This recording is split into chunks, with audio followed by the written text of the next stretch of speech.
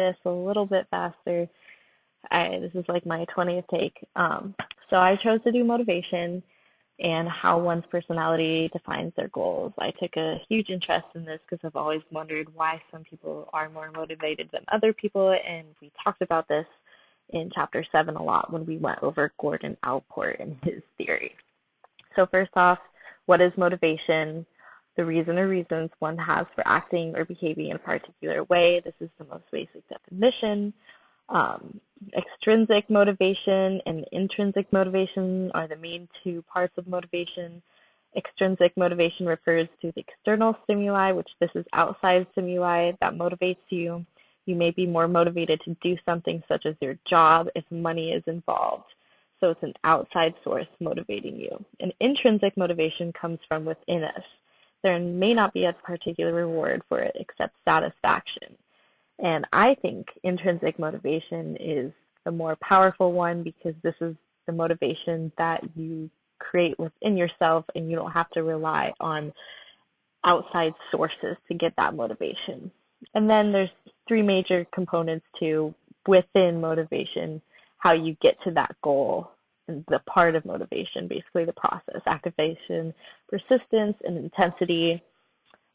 Activation, the decision to initiate a behavior. Persistence is the continued effort toward a goal, and the intensity is the concentration and effort towards a goal. There's theories of motivation. These are 3 main ones too. Instinct theory, theory of drives and needs, and arousal theory. I'm going to go more into Locke's goal setting theory. This one had 5 main principles: clarity, challenge, commitment, feedback, and complexity.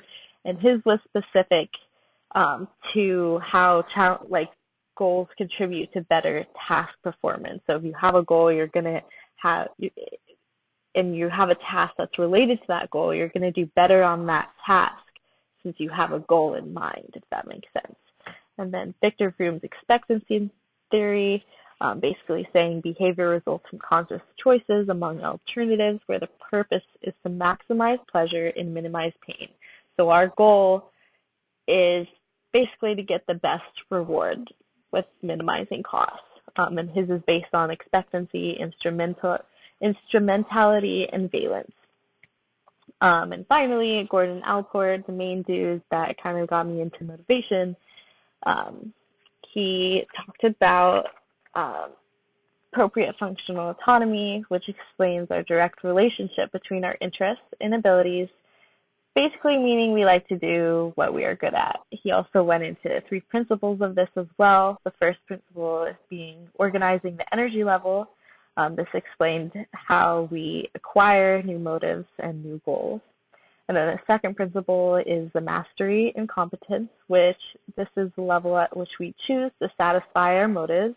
And finally, the third principle is appropriate patterning, which means we strive for consistency and integration of the personality. Basically, we want our goals to be consistent and we want to continue to make ourselves better.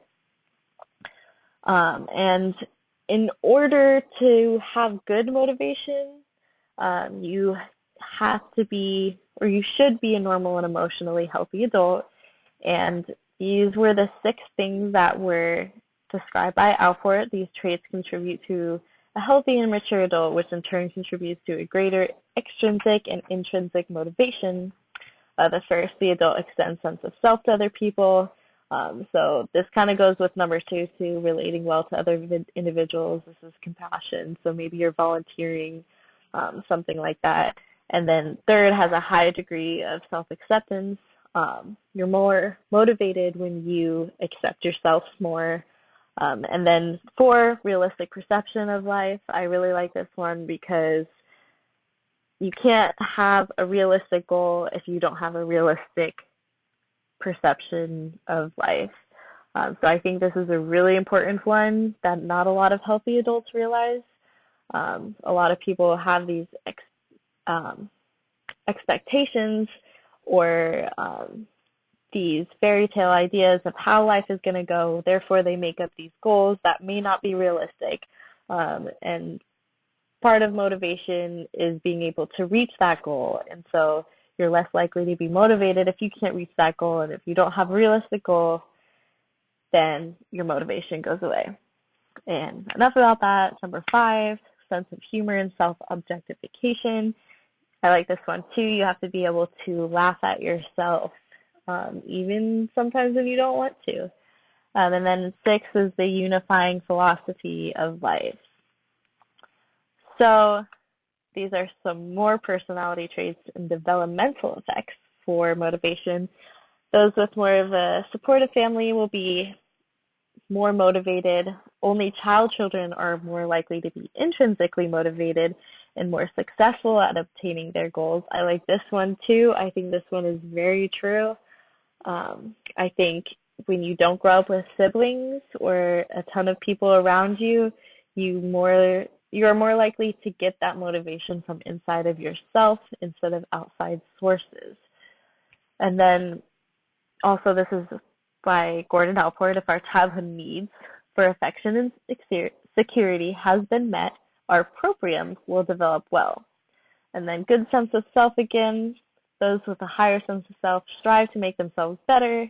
And like Gordon said, a healthy adult personality grows out of childhood and is no longer determined by childhood drives. So these are all personality traits that I totally agree with, some more than others, that help with motivation and kind of can contribute or explain why one person may be more motivated than the other.